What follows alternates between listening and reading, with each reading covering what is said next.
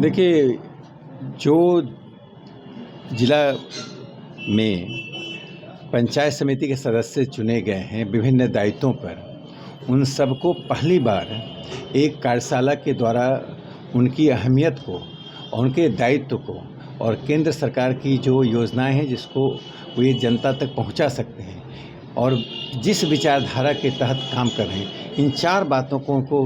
बताया जा रहा है। ये दूसरा संवाद की यह जो प्रक्रिया है वह जनतंत्र को समृद्ध करने वाला है, चूँकि सबसे पहले पादाम पर जो लोग लोकतंत्र में चुने गए हैं उन तक पार्टी विचारधारा, कार्यक्रम और पद्धति के आधार पर पहुंच रही है। 24-25 डिपेंड करता है। देखिए, जो एग्जिट पोल आए हैं उससे साफ दिखाता कि भारतीय जनता पार्टी 2 बड़े राज्यों में चुनाव जीत रही है और हमें उम्मीद है कि हम छत्तीसगढ़ में भी सरकार बनाएंगे।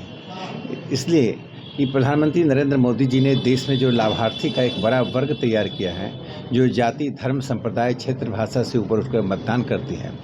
और उसका लाभ भारतीय जनता पार्टी को मिल रहा है। हम देश के स्वाभाविक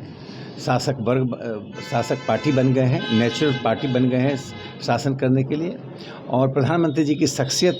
के समानांतर तो दूर, उनके निकट भी कोई राजनेता भारत में अब नहीं है। अभी बिहार पर कुछ कहीं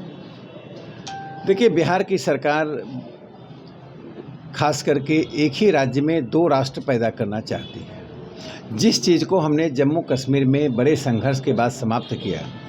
कि 2 निशान और 2 विधान,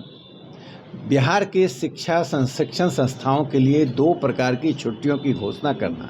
एक उर्दू स्कूलों के लिए, एक गैर उर्दू स्कूलों के लिए, यानी कि बिहार सरकार मानती है यहाँ 2 प्रकार की संस्कृति, 2 प्रकार के छात्र, 2 प्रकार के समुदाय अलग अलग जीवन जीते हैं। छुट्टी एक होनी चाहिए